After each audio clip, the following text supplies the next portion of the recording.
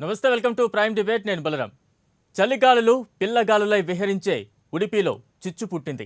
పోటాపోటీగా జై శ్రీరామ్, అల్లాహు అక్బర్ నినాదాలతో రగడ అలుముకుంది. మా వస్త్రధారణ మా ఇష్టమంటూ ఓ వర్గం ఉవ్వెత్తున ఎగసిపడితే, మాకే నచ్చిందే చేస్తాం, నచ్చినట్లే ఉంటామంటూ కుదరదు అంటూ మరో వర్గం వీరంగం చేసింది. కట్ చేస్తే కార్ చిచ్చు దేశమంతా అలుముకుంది. దేశ రాజకీయాలను ఓ కుదుపు కుదిపేసి సోషల్ మీడియాలో కామెంట్ల మంటలు పుట్టించి తాజాగా బెజవాడలో భూకంపం పుట్టించే స్థాయికి చేరుకుంది. హిజాబ్ హీట్ ఇప్పుడు దేశ రాజకీయాల్లో హాట్ టాపిక్గా మారింది.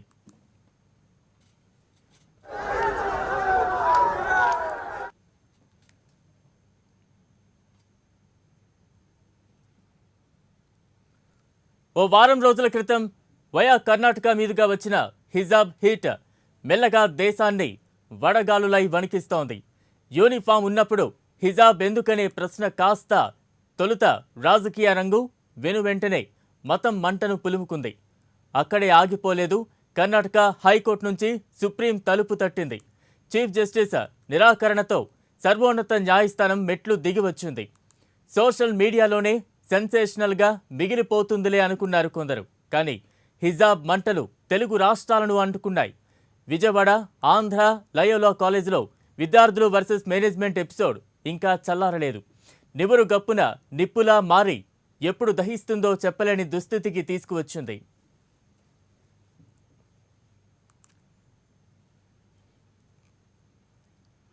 ఇది చాలదన్నట్లు మాలేగావ్ పేలుళ్ల మరకలు అంటుకున్న ఎంపీ సాధ్వి ప్రజ్ఞా ఠాకూర్ వివాదాస్పద వ్యాఖ్యలు చేశారు. భోపాల్లో ప్రసంగించిన ఆమె హిజాబ్ ధారణను సమర్థిస్తున్న వారికి తనదైన శైలిలో సెటైర్లు వేశారు. మీ ఇళ్ళు, మదర్సాలు సురక్షితం కాదు కనుక అక్కడ హిజాబ్ వేసుకోవడంలో తప్పులేదు. కానీ మీరు ఉంటున్నది, స్వేచ్ఛగా తిరుగుతున్నది హిందూ సమాజంలో, ఇక్కడెందుకు హిజాబ్ అంటూ హాట్ కామెంట్స్ చేశారు ఎంపీ సాధ్వి. हिंदू इतना श्रेष्ठ, इतना उच्च विचारधारा का, इतना संस्कारित होता है कि हमें कहीं भी हिजाब पहनने की जरूरत नहीं है ना? हाँ, हिजाब उनको पहनना है जिनको अपने घर में ही परेशानी है, उनके घर में ही वो संकट में है, उनके घर में ही वो खतरे में है, उनके घर में ही उनकी शील और मर्यादा खतरे में है। इसलिए उनको घर में भी हिजाब पहनना चाहिए और बाहर तो हिंदू समाज जहाँ निकलता है तो वहाँ पहनने की आवश्यकता नहीं है। और जहाँ ज्ञान प्राप्त होता విద్యాలయాలు ఉన్నది విద్యను అభ్యసించడానికి, అంతేకాదు వివాదాలు చేసేందుకు కాదు అంటూ సాగిపోయిన ఆమె ప్రసంగాన్ని నెటిజన్లు ఓ ఆట ఆడేసుకుంటున్నారు. మాలేగావ్ పేలుళ్లను కోట్ చేస్తూ స్కూటర్ ఉన్నది ప్రయాణించడానికి, రైడ్స్ వేయడానికి కాదు, పేలుళ్లకు వినియోగించేందుకు కాదు అంటూ సోషల్ మీడియాలో పోస్టులు వెల్లువెత్తుతున్నాయి. అటు సోషల్ మీడియాలో జరుగుతున్న వార్ను చూసినా, దేశంలో పలు చోట్ల జరుగుతున్న హిజాబ్ మద్దతు వ్యతిరేక ప్రదర్శనలతో భయపడుతున్నారు సామాన్యులు. సాధ్యమైనంత త్వరగా హిజాబ్ హీట్కు ఫుల్ స్టాప్ పెట్టకుంటే మత కల్లోలకు అవకాశముందనే ఇంటెలిజెన్స్ నివేదిక నిజమయ్యే ప్రమాదం లేకపోలేదు.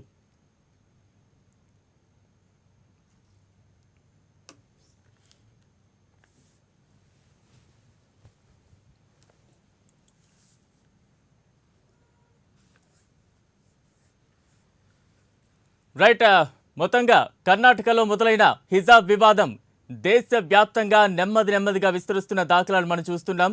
మొత్తంగా తెలుగు రాష్ట్రాలను కూడా తాకుతోంది. ఈరోజు విజయవాడ లయోలా కాలేజ్ వరకు కూడా హిజాబ్ వివాదం చేరడంతో మరింత చర్చనీయాంశం అవుతోంది తెలుగు రాష్ట్రాల్లో. దీని మీద చర్చను కొనసాగించే ప్రయత్నం చేద్దాం. ప్రస్తుతం మనతో పాటు జమాతే ఇస్లామీ హింద్ తెలంగాణ స్టేట్ సెక్రటరీ మొహమ్మద్ సాదిక్ అహ్మద్ గారు ప్రస్తుతం మనకు లైవ్లో అందుబాటులో ఉన్నారు. అలాగే విహెచ్పి అధికార ప్రతినిధి రావినతుల శశిధర్ గారు, ఇక పొలిటికల్ అనలిస్ట్ మన్నే కోటేశ్వరరావు గారు, ఇక విద్యావేత్త గౌతమ్ గారు ప్రస్తుతం మనకు డిబేట్లో అందుబాటులో ఉంటున్నారు. అందరికీ నమస్తే అండి. రైట్ సాదిక్ అహ్మద్ గారు, మొదటగా మీతో స్టార్ట్ చేస్తాను. ఏ రకంగా అర్థం చేసుకోవాలంటారు? కర్ణాటకలో మొదలైంది ఈ హిజాబ్ వివాదం అనేది, నెమ్మదిగా దేశవ్యాప్తంగా విస్తరిస్తున్న పరిణామాలు, ప్రమాద గంటికలు మోగుతూ ఉన్నాయి. ఇప్పుడు తెలుగు రాష్ట్రాల వరకు కూడా ఈ వివాదం చేరుకుంది. ఈ మొత్తం వ్యవహారాన్ని ఎపిసోడ్ ఏ రకంగా చెప్తారు?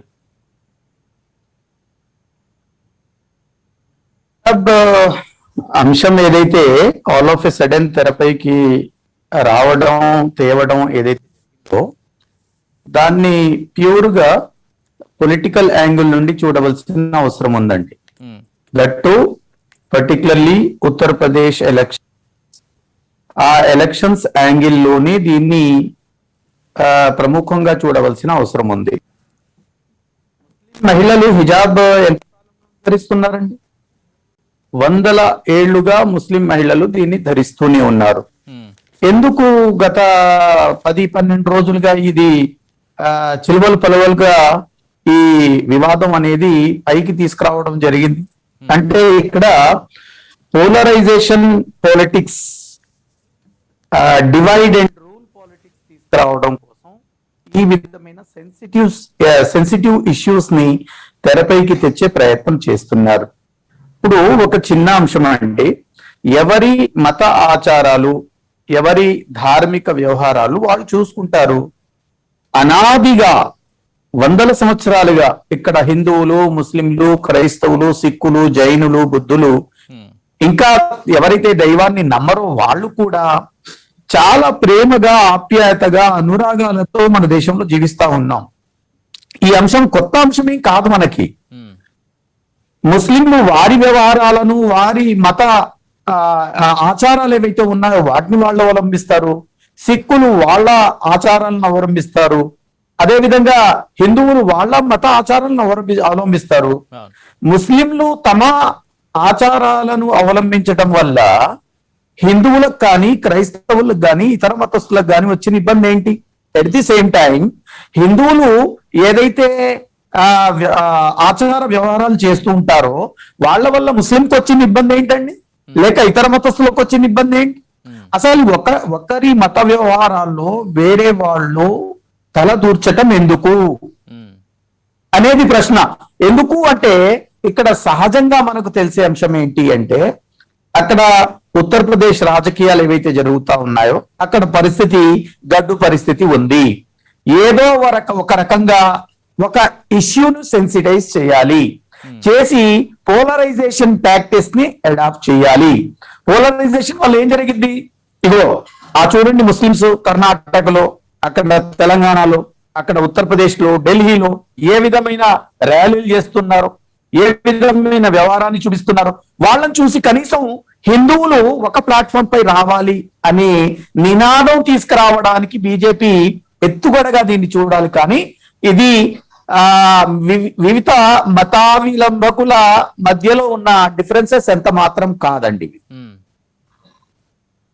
ఈ రోజు కేవలం విజయవాడ రాజకీయ లయోలా కోణంలో కాలేజీలో ఎందుకు జరిగిన చెప్పే ప్రయత్నం ఇంకెక్కడైనా చేస్తున్నారు? జరిగిన ఇంకో వాదన కూడా ఉంది. మేనేజ్మెంట్ కి అంటే ఇదే హిజాబుకు సంబంధించి యూరోప్ లాంటి దేశాలు, అంటే 18 దేశాల్లో ఇప్పటికే దాన్ని బ్యాన్ చేశారు.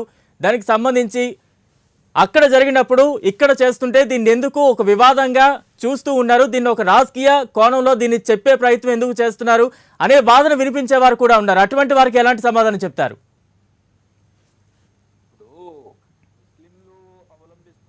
రైట్, మ్యూట్ లో ఉన్నట్టుంది, అన్మ్యూట్ చేయండి సార్.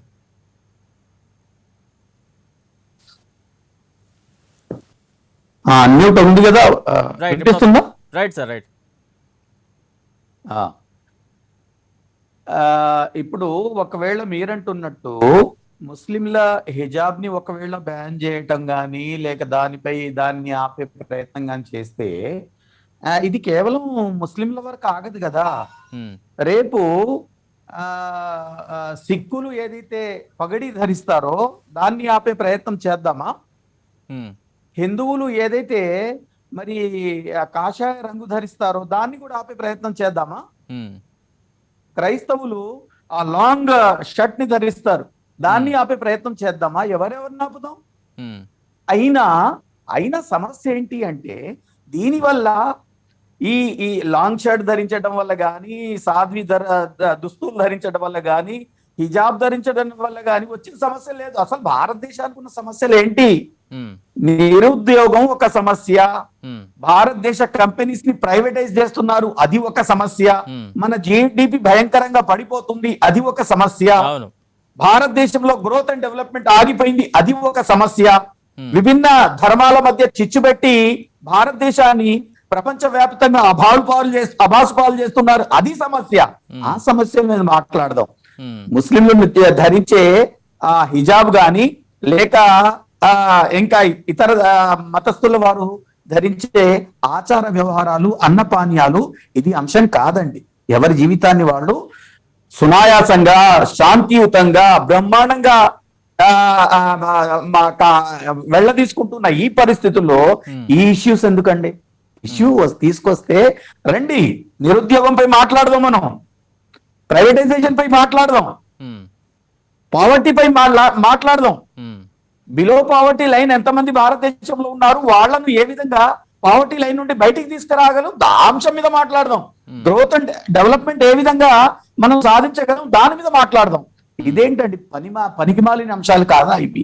ఒకసారి మనం ఆలోచించాలి. విజ్ఞులుగా మనం ఈ అంశాల మీద మాట్లాడుకోవాల్సిన అవసరం ఉందా? రైట్ రైట్ రైట్ కోటేశ్వరరావు గారు ఏ రకంగా చూస్తూ ఉన్నారు ఈ హిజాబ్ వివాదం? మనం చూస్తూ ఉన్నాం.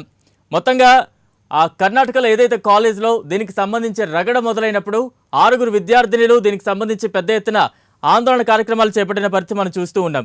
ఇది మా హక్కు, మా వస్త్రధారణ, మా సాంప్రదాయం మేము పాటిస్తే మీకు వచ్చిన ఇబ్బందులు ఏంటి అంటూ కూడా వారు ప్రశ్నిస్తూ ఉన్నారు. తమ గళాన్ని చాలా బలంగా వినిపించిన పరిస్థితి మనం చూస్తాం. ఇప్పుడు నెమ్మదిగా దేశవ్యాప్తంగా రాష్ట్రాలు దాటుకుంటూ మొత్తంగా కూడా ఇది విస్తరిస్తున్న ప్రమాదం కనిపిస్తూ ఉంది. ఈ ఓవరాల్ ఎపిసోడ్ ఏ రకంగా అర్థం చేసుకోవాలంటారు? మరోవైపు ఇది ఒక రాజకీయ కోణంలో చిత్రీకరించే ప్రయత్నం చేస్తున్నారు అనే వాదన కూడా వినిపిస్తోంది. ఇప్పుడు సాదిక్ అహ్మద్ గారు కూడా చెప్తూ ఉన్నారు దీని వెనుక కొన్ని రాజకీయ కోణాలు, రాజకీయ కారణాలు ఉన్నాయంటూ కూడా ఆయన చెప్పే ప్రయత్నం చేస్తున్నారు. మీరే రకంగా విశ్లేషణ చేస్తారు? ఇప్పుడు మన దేశంలో మత విభజన ద్వారా లేకపోతే మతాల పేరుతోటి జనాన్ని విభజించడం ద్వారా కొంతమందిని మెజారిటీ మతస్థుల్ని సంతుష్టీకరించేటువంటి ఒక పెద్ద ప్రయత్నం చేస్తా ఉంది. దాన్ని ఓటు బ్యాంక్ గా చేసుకొని శాశ్వతంగా తాము అధికారంలో ఉండాలనేటువంటిది కొన్ని శక్తులు పూనుకున్నాయి. అది బహిరంగమైనటువంటి ఎజెండా. లేకపోతే హిజాబ్ అనేటువంటిది ఇవాళ కొత్తగా వచ్చింది కాదు, లేకపోతే కొత్తగా ధరిస్తుంది కాదు. రెండోది ఇంకొక మతానికి అవమానకరం కాదు, మరొకటి కాదు.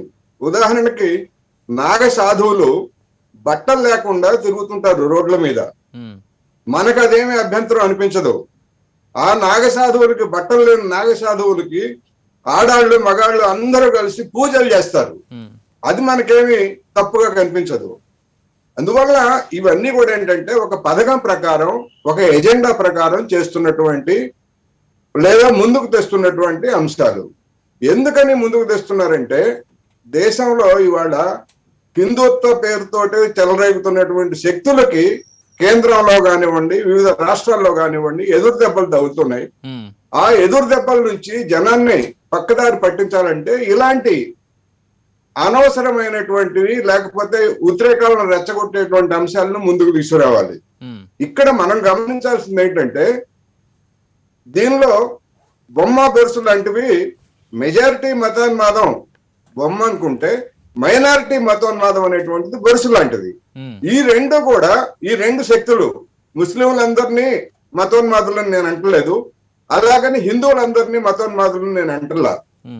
రెండు మతాల్లోనూ మతోన్మాదాన్ని రెచ్చగొట్టేటువంటి శక్తులు ఉన్నాయి.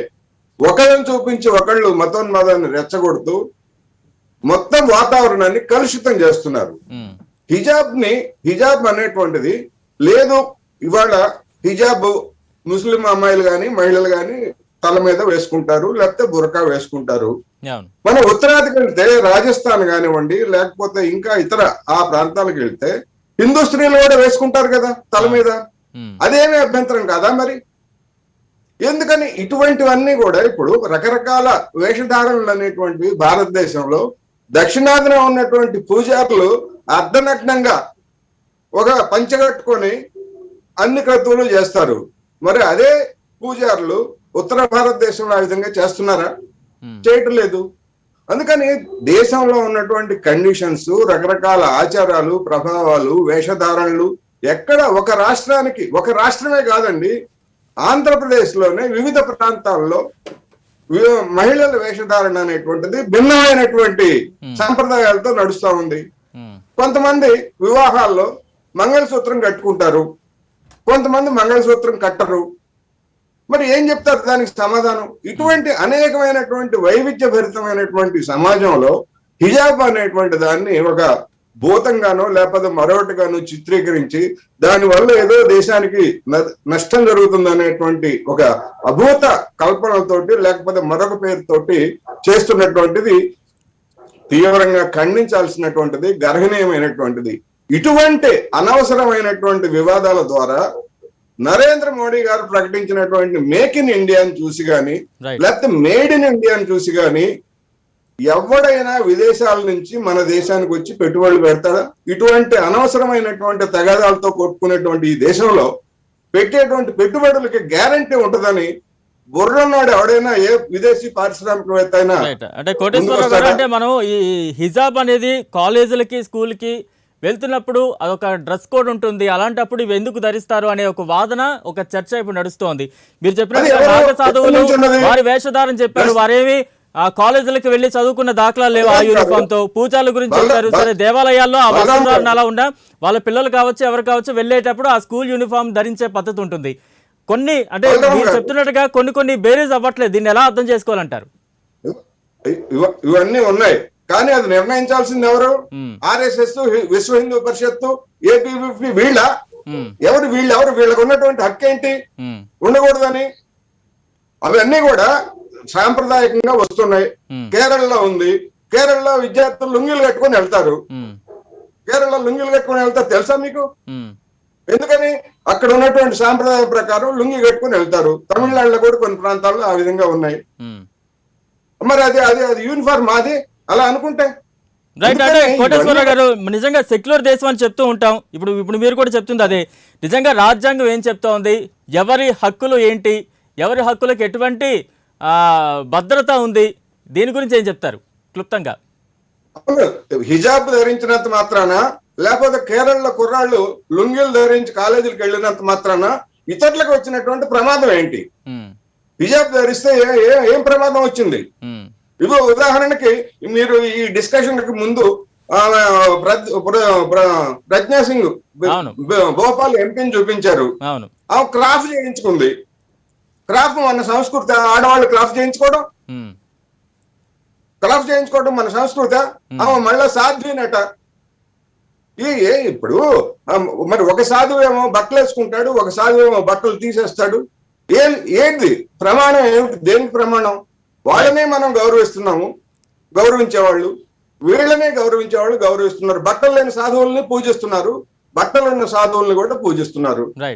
బట్ దానికి లేనటువంటి అభ్యంతరము లేకపోతే అసభ్యత ప్రపంచంలో నాగ సాధువులను వెళ్ళి తిరగమానండి. అమెరికాలోను, ఐరోపాలోను, ఈ దేశాల్లో తిరగమానండి బట్టలు లేకుండా. అందుకని ఇవన్నీ కూడా అనవసరమైనటువంటి, అసందర్భమైనటువంటి, ఎవరికి హాని లేనటువంటిది. ఉదాహరణకి ఇప్పుడు అది ఉన్నది ముస్లింలో ఉంది, హిజాబ్ ధరించాలా లేదా అనేటువంటిది వాళ్ళకి వదిలేద్దాం. ముస్లింల్లో కూడా అనేక మంది మాకు హిజాబ్ మీద నమ్మకం లేదు అని వదిలేసే వాళ్ళు ఉన్నారు. మరి వాళ్ళ సంగతి ఏమిటి? మరి నువ్వు హిజాబ్ ధరిస్తే నువ్వు స్కూల్కి రావద్దు, కాలేజీకి రావద్దు అంటే వాళ్ళ విద్యా హక్కును హరించినట్ల. బేటీ బచావో, బేటీ పడావో ఈ నినాదాలు ఇచ్చేటువంటి వాళ్ళు హిజాబ్ పేరుతోటి ముస్లింలకి విద్యా హక్కును హరిస్తున్నారా లేదా? ఏదో ఒక పేరుతోటి. అందువల్ల ఇవన్నీ కూడా దీన్ని విస్తృతంగా చూడాల్సింది. సంకుచితమైనటువంటి మత ధోరణులు ఇవాళ దేశంలో రోజు రోజుకి పెరుగుతున్నాయి. కొత్తగా లేదు మేము కూడా వేసుకుంటా వస్తారు, మీరు కూడా వేసుకోండి, పిలకలు పెట్టుకొని రండి, లేకపోతే కాషాయ వస్త్రాలు ధరించండి. ఏమీ లేదు అనుకోండి, గోచులు పెట్టుకొని రండి, ఎవరొద్దన్నారు? అనుమతిస్తే మీరు కూడా వెళ్ళండి. అంతేగాని అనవసరమైనటువంటిది ఎందుకండి? ఇది మన దేశానికి ఏ విధంగా ఉపయోగపడుతుంది ఇది? రైట్. ప్రస్తుతం మనం విద్యావేత్త గౌతమ్ గారి దగ్గరికి వెళ్దాం. గౌతమ్ గారు, ఏ రకంగా అర్థం చేసుకోవాలంటారు? ఇప్పుడు నిజంగా భారతదేశం అనేది ఒక సెక్యులర్ దేశంగా మనం చెప్తూ ఉంటాం, రాజ్యాంగంలో కూడా ఆ రకంగానే అభివర్ణించారు. నిజంగా ఆ సెక్యులర్ స్ఫూర్తిని ప్రతిబింబించే విధంగా ఇటువంటి విద్యా సంస్థలు లాంటి ఇన్స్టిట్యూషన్స్ అన్నీ కూడా ఉంటాయి. ఇక్కడ ఇటువంటి విద్యా సంస్థల్లో ఈ రకంగా హిజాబ్ మీద లేదంటే ఒక మతం మీద కొన్ని ఆంక్షలు విధించడం అనేది ఏ రకంగా అర్థం చేసుకోవాలంటారు? ఇది ఎంతవరకు కరెక్ట్ అంటారు? ఇప్పుడు ఇది ఒక పెద్ద స్థాయిలో చర్చ జరుగుతోంది, దేశంలోనే కాదు అంతర్జాతీయ స్థాయిలో కూడా అన్ని దేశాలు మన దేశం వైపు చూస్తూ ఉన్న పరిస్థితి ఉంది. నమస్కారం అండి. మొట్టమొదటిది, మీరు ప్రతిసారి సెక్యులరిజం అని మాట్లాడుతున్నారు. దాని గురించి ఒకసారి విల్ స్ట్రైక్ ఇట్ ఆఫ్. 1975-77లో ఎమర్జెన్సీ పీరియడ్ లో సెక్యులరిజం సోషలిజం అని చెప్పి దేశం జైల్లో ఉన్నప్పుడు అది ఇందిరాగాంధీ తీసుకుని వచ్చి పెట్టింది. అంబేద్కర్ గాని నెహ్రూ గాని దాన్ని ఇంక్లూజివ్ చేయలేదు. ఓకే. నేను నా ఒపీనియన్ కాబట్టి I'm against to that word, because ఈ యొక్క దేశం పురాతన కాలం నుంచి సెక్యులరిజమే.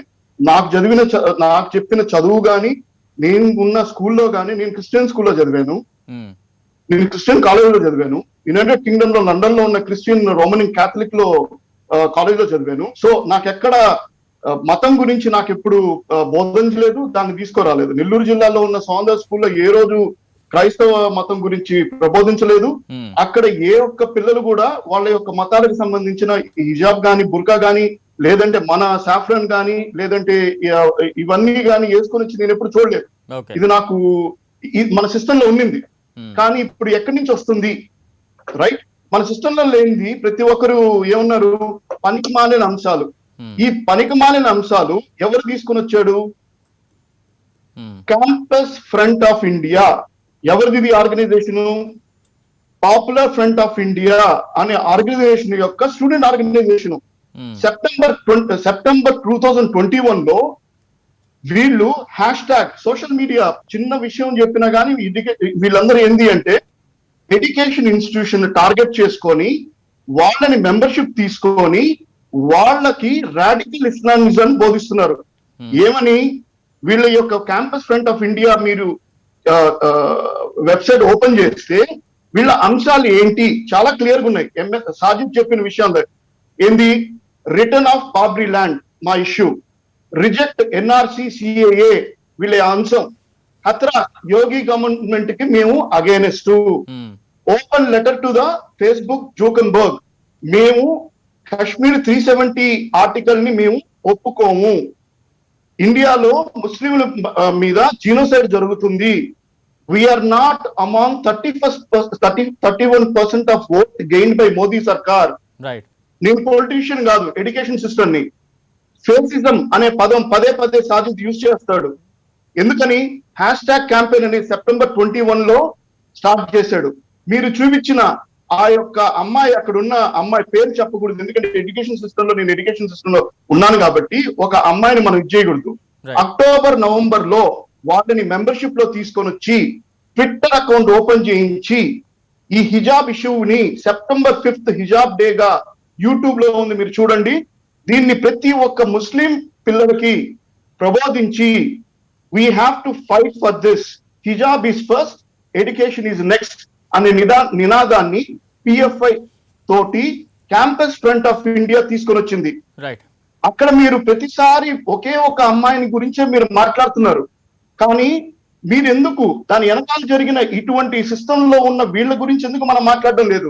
అసలు ఈ campus front of India Maulana Azad Urdu university మన హైదరాబాద్ లోనే పుట్టింది, ఇక్కడి నుంచే పెరుగుతుంది. ఎడ్యుకేషన్ సిస్టమ్ లోకి మతపరమైన కమ్యూనల్ సిస్టమ్ ని తీసుకొని వస్తుంది. మరి ఎందుకు మనం దాని గురించి ఏ రోజు అంశం మాట్లాడుకోలేదు హైదరాబాద్ లో? గౌతమ్ గారు, మీరు ఒక విద్యావేత్తగా ఉన్నారు. ఒక్క నిమిషం, మీరు అంత టైం ఇచ్చారు. హైదరాబాద్ లో మీరు వేరే కంట్రీ నుంచి మీరు కానీ వెళ్ళి నివసించి వస్తే హైదరాబాద్ ని మినీ పాకిస్తాన్ గా అభివర్ణిస్తారు. ఎందుకు అంటే ఇక్కడున్న చాలా వరకు ముస్లింస్ మన హిందువులు కన్వర్ట్ అయిన వాళ్ళు కాదు, యమన్ నుంచి వాళ్ళ యొక్క నినాదం ఏంది? కమ్యూనల్ హార్మోనీని డిస్టర్బ్ చేయడం ఎడ్యుకేషన్ సిస్టమ్ లో. అది హైదరాబాద్ లో నుంచి స్టార్ట్ అయ్యి మిగతా కర్ణాటక, అస్సాం, దాని తర్వాత కేరళ, ఇక్కడ నుంచి తీసుకొని వస్తున్నారు. దీంట్లో ముఖ్యమైన పాలకులు ఎవరు? ఈ క్యాంపస్ ఫ్రంట్ ఆఫ్ ఇండియా వాళ్ళు. ఈ ఎడ్యుకేషన్ సిస్టమ్ లో వీళ్ళకేం పని?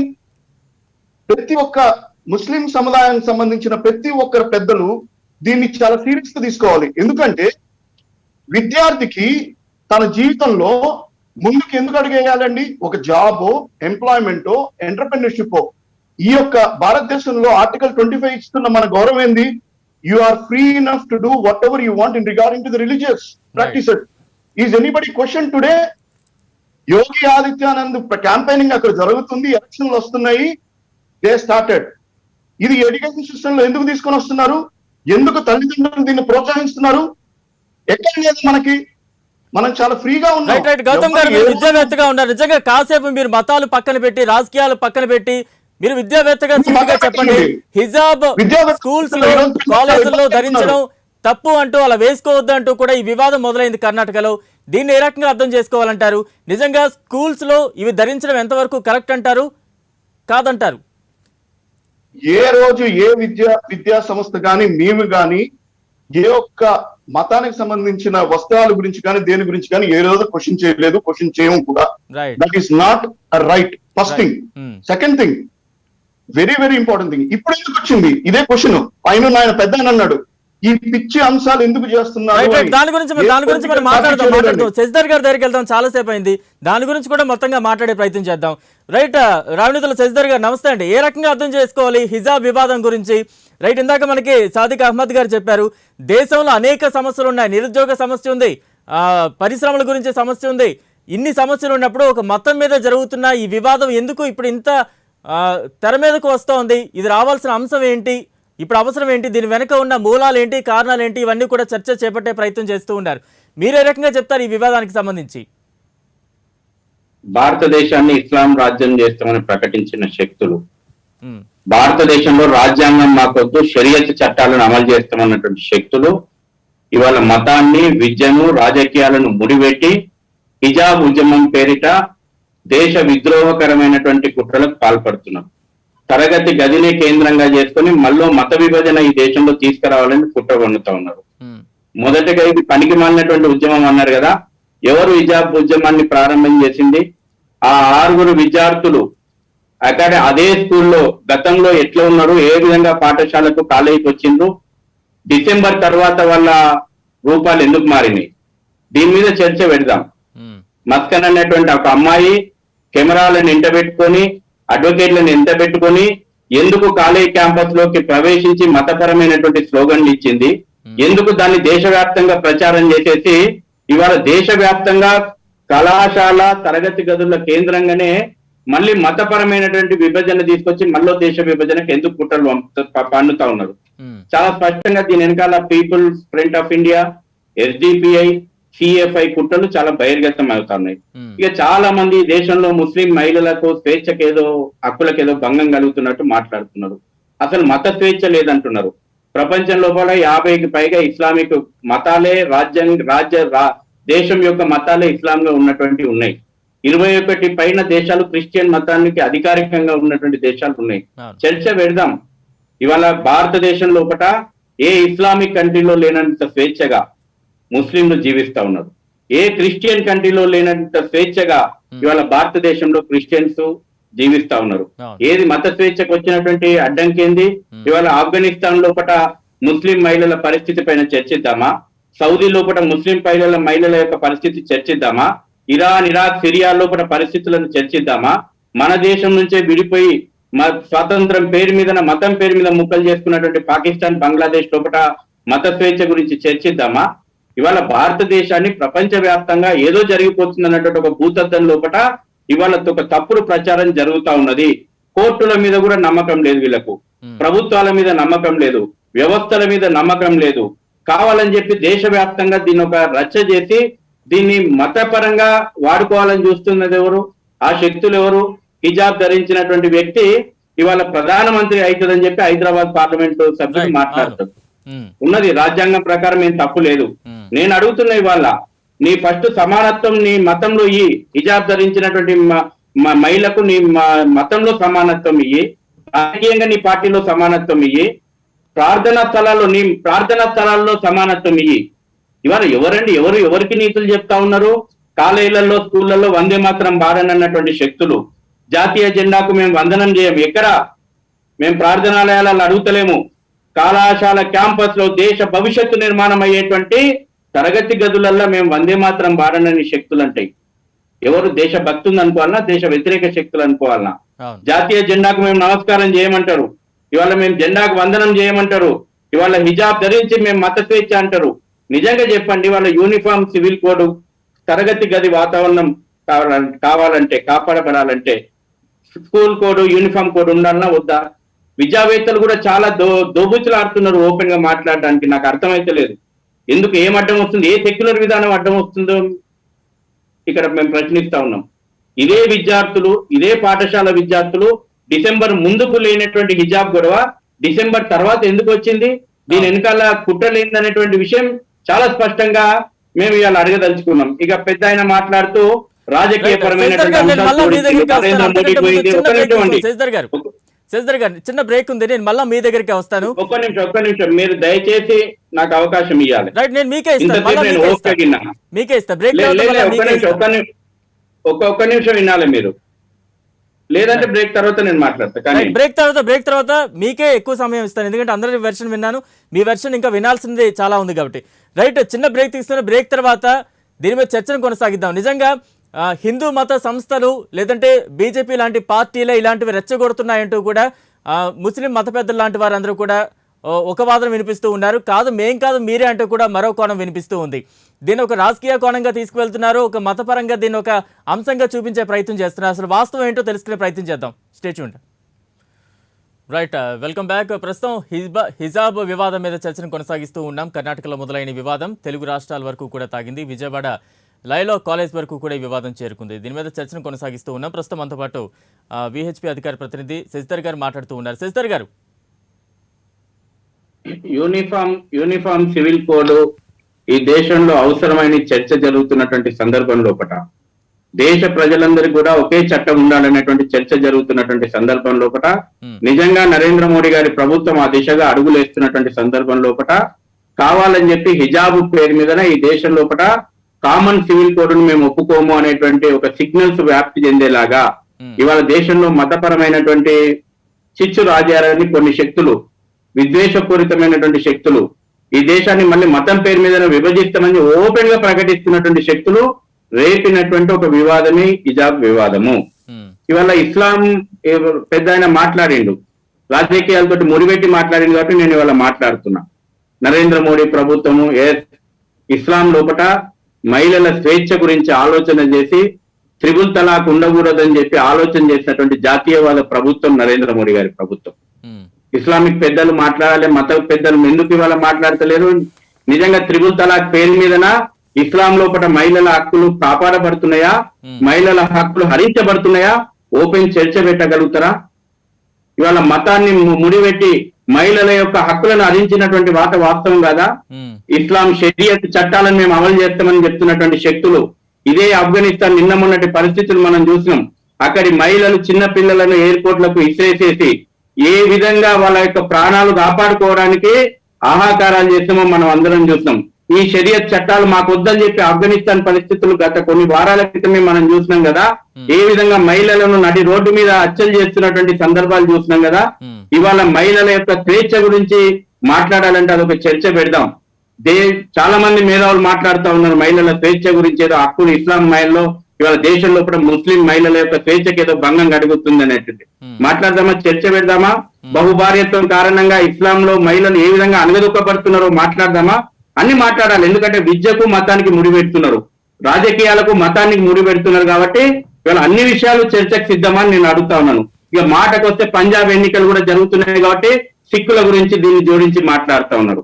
నేను ఒక సందర్భంగా చాలా స్పష్టంగా ప్రేక్షకులకు అందరికీ అర్థం కావాలి, రాజ్యాంగ ప్రకారం హక్కులు ఇవ్వబడిన ఇవాళ సిక్కుల యొక్క స్వేచ్ఛను, సిక్కుల యొక్క ఆహార వ్యవహారాలు నేనైతే వాళ్ళ వేషాన్ని రాజ్యాంగం ప్రకారం సర్వీస్ రూల్స్ లోపల పొందుపరిచి సిక్కులకు ఇచ్చినటువంటి గౌరవం అది.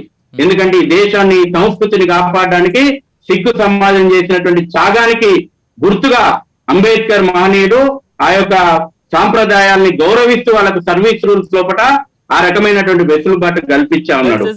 చాలా విషయాలు ఉన్నాయి, కొంతమంది వితండవాదం చేస్తా ఉన్నారు.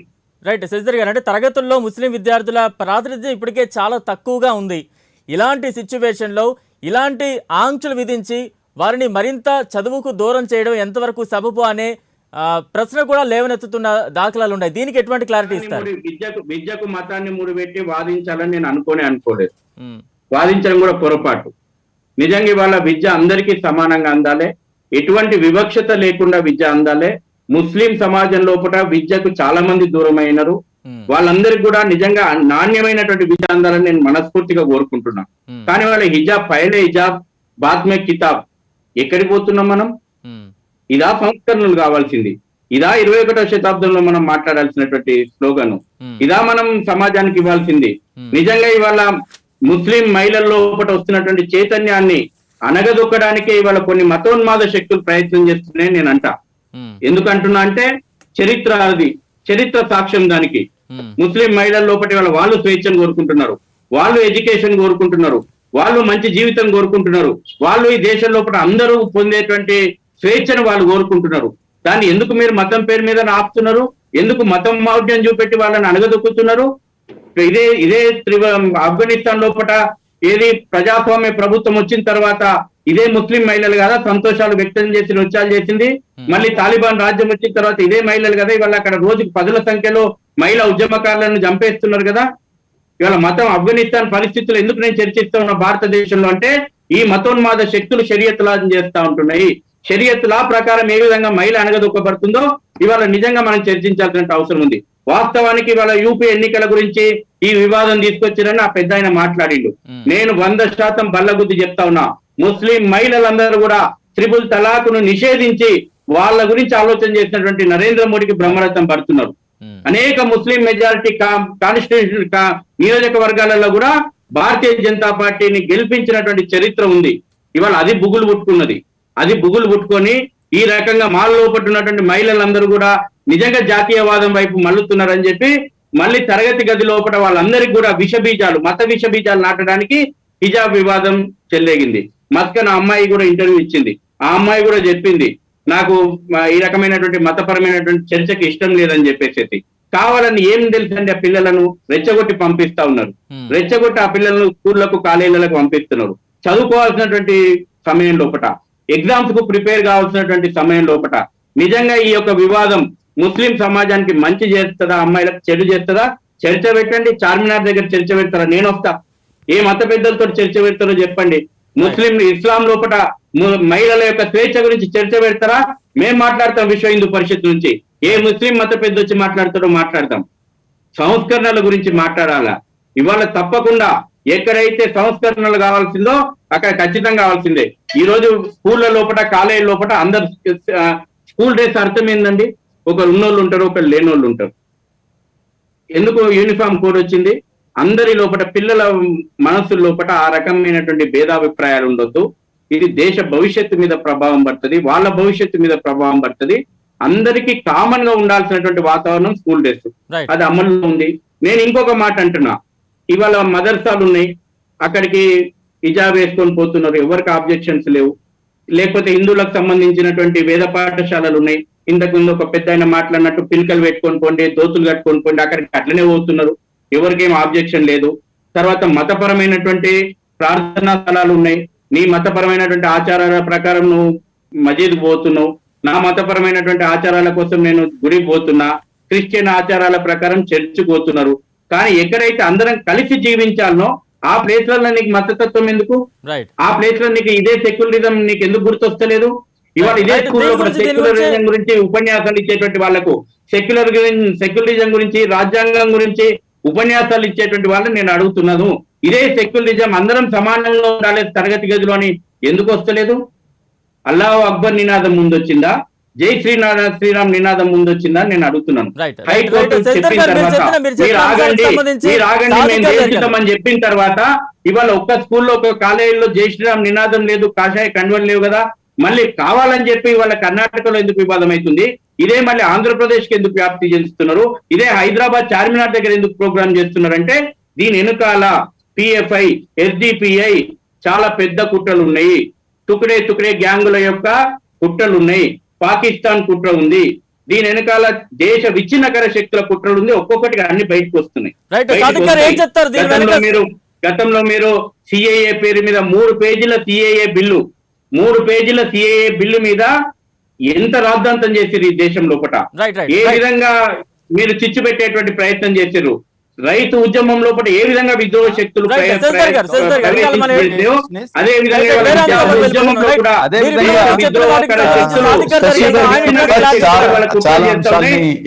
సమాజం అంతా కూడా చైతన్యవంతమై ఉండాలి. చైతన్యమై ఇటువంటి ప్రమాదాలను ఆదిలోనే మనం అరికట్టాలి. రైట్. సాదిక్ గారు ఏం చెప్తారు? దేశ విచ్ఛిన్నకర శక్తులే దీని వెనుక ఉన్నాయంటున్నారు. పాకిస్తాన్ లాంటి కుట్రపూరితమైనటువంటి దేశాల హస్తం కూడా ఉంది అంటున్నారు. ఏ రకంగా అర్థం చేసుకోవాలి? మీరేం చెప్తారు? వివరంగా ఏం చెప్తారు? నేను ఒకటే విషయం చెప్పదలుచుకుంటున్నానండి.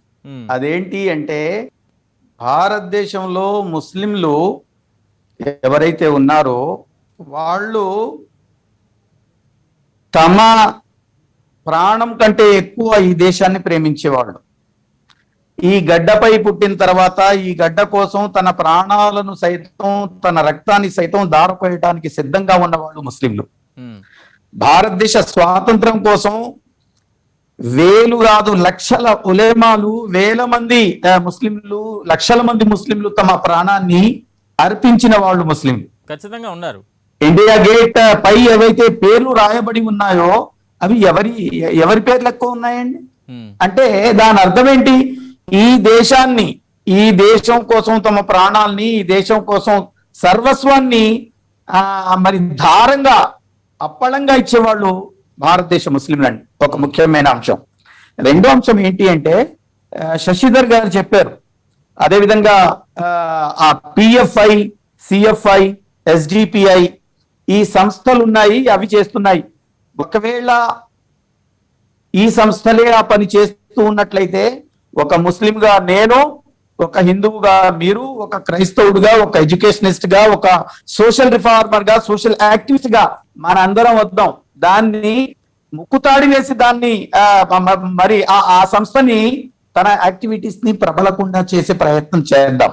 ముఖ్యంగా ఏంటి అంటే ఎవరైనా ఏదైనా యాక్టివిటీ అంటే ఈయన గారు చెప్పారు, అది శశిధర్ గారు చెప్తున్న అంశం ఏంటి అంటే పిఎఫ్ఐ లేపుతుంది అనేది.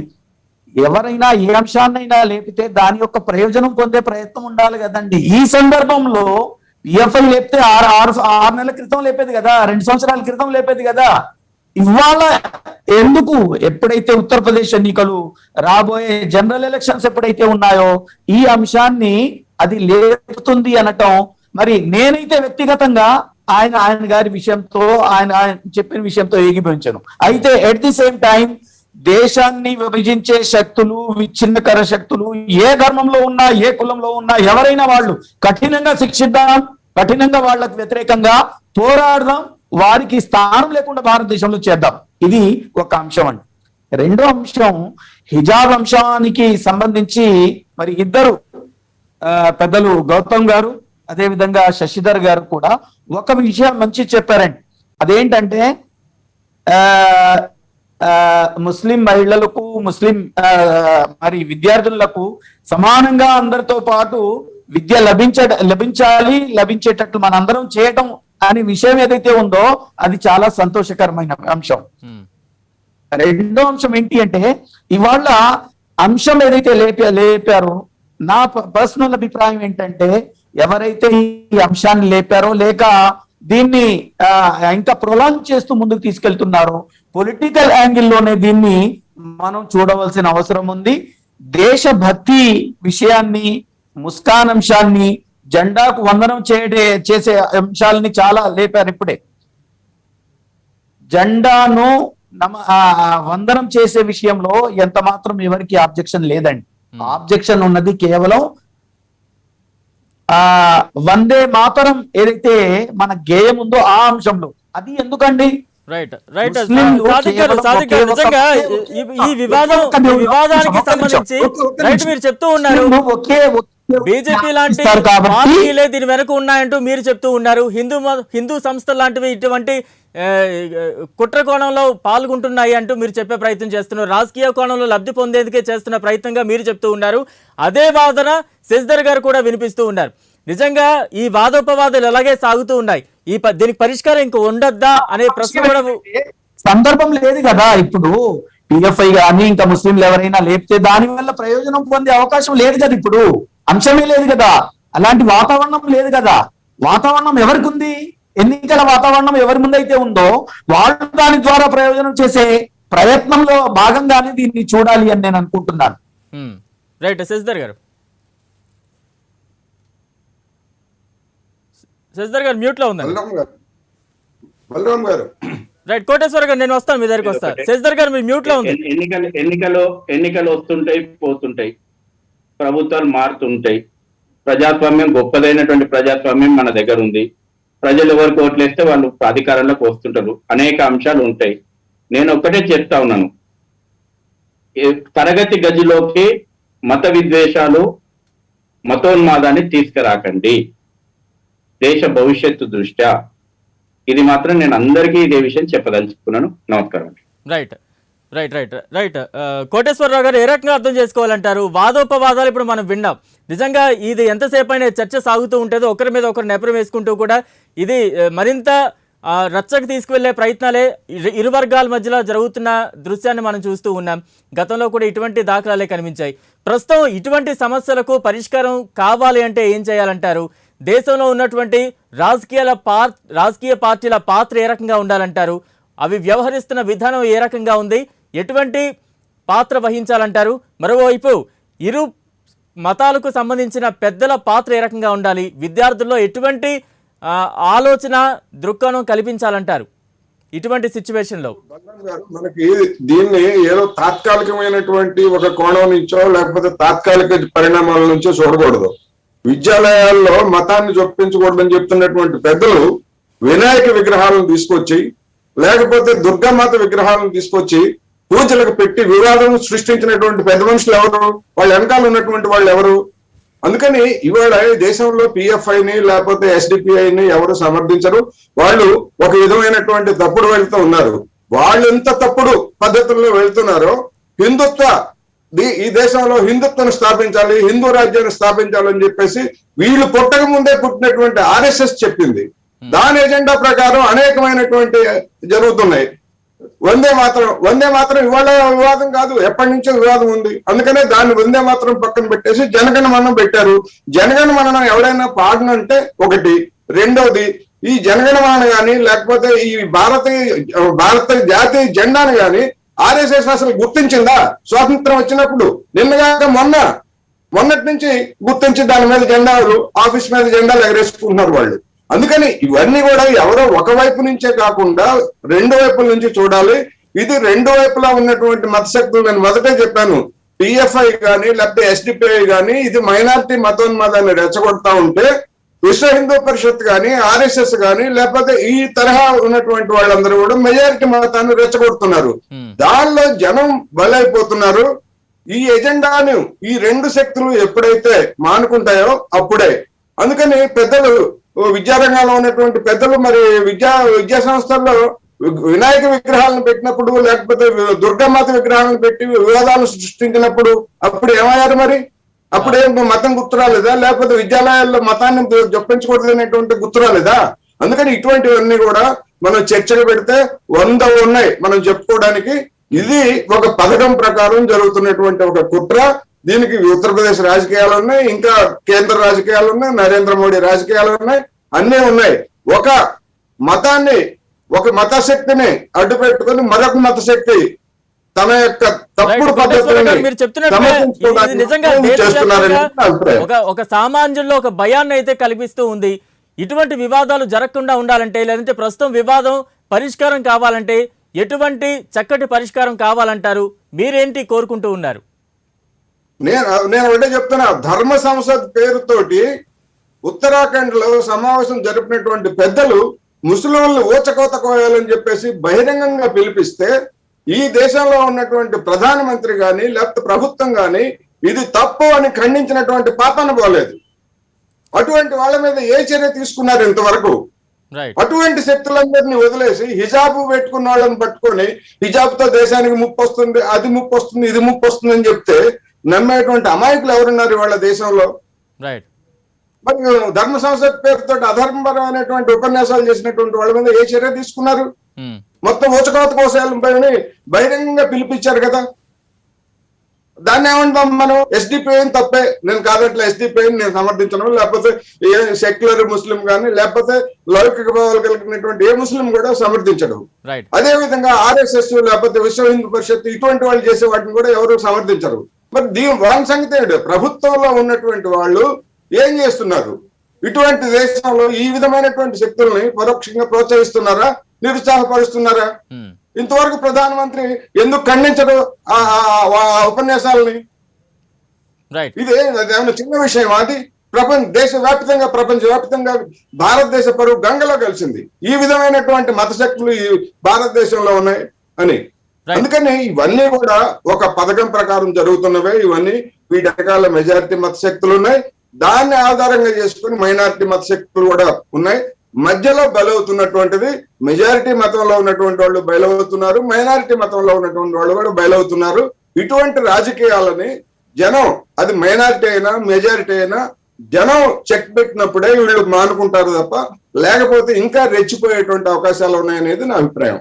రైట్. గౌతమ్ గారు ఏం చెప్తారంటే, మనం చూస్తూ ఉన్నాం సైన్స్ పరంగా కానీ సాంకేతిక పరంగా కానీ దేశం చాలా అభివృద్ధి చెందుతూ ఉంది. ఈ రకంగా ఉన్నప్పుడు ఇటువంటి ఇంకా మతాలకు సంబంధించి కావచ్చు, లేదంటే కొన్ని సాంప్రదాయాలకు సంబంధించి కావచ్చు, ఇలాంటి వివాదాలు రావడం ఎంతవరకు సబబు అంటారు? దేశం అభివృద్ధి వైపు పయనిస్తోందా లేదంటే ఎటు వెళుతోంది అనే చర్చ కూడా, ఒక ఆలోచన కూడా ప్రతి ఒక్కరి నుంచి వినిపిస్తూ ఉంది. ఎటువంటి క్లారిటీ ఇస్తారు? ఎడ్యుకేషన్ సిస్టమ్, ఎస్, భారతదేశం అనేది ఎకనామిక్ గా చాలా సుస్థిరంగా అభివృద్ధి చెందుతుంది. దీంట్లో ఈ ఎడ్యుకేషన్ సిస్టమ్ తీసుకుంటే ఏ మతానికైనా కానీ ఈక్వల్ రిప్రజెంటేషన్ ఇచ్చాం. అందరూ సమానమే. ఎక్కడ ఎవరికి వీళ్ళకి